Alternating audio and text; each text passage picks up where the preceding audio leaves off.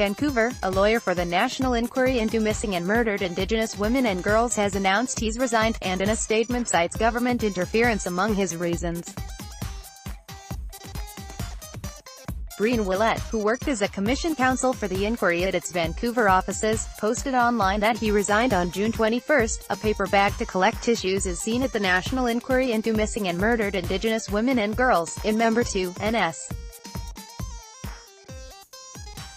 In October,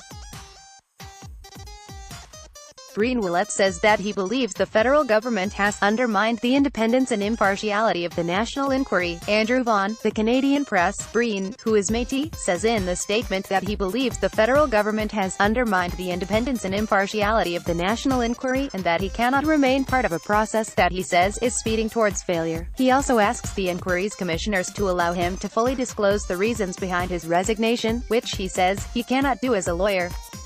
The inquiry has been plagued by chronic delays, staff turnover and complaints from families about disorganization, poor communication and a lack of transparency.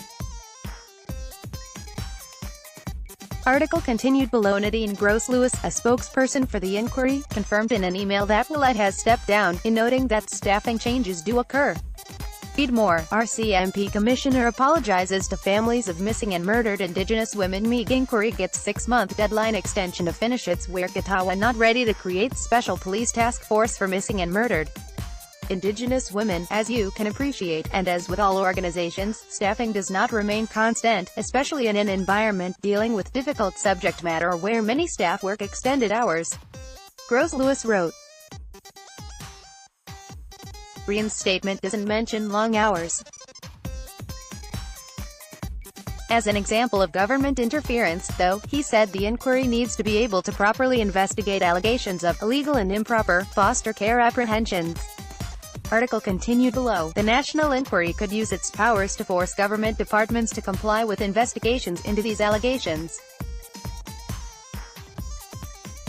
The perpetrators could be identified so that governments could stop the misuse of billions of Canadian tax dollars by a few heartless bureaucrats seeking to advance their careers. Breen wrote, however, interference by the federal government is undermining this important function of the National Inquiry.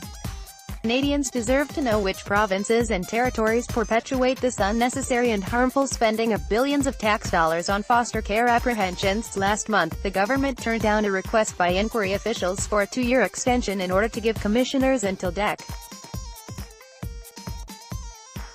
31, 2020, to make recommendations and produce findings. Instead, the government agreed to only extend the inquiry's deadline by another 6 months.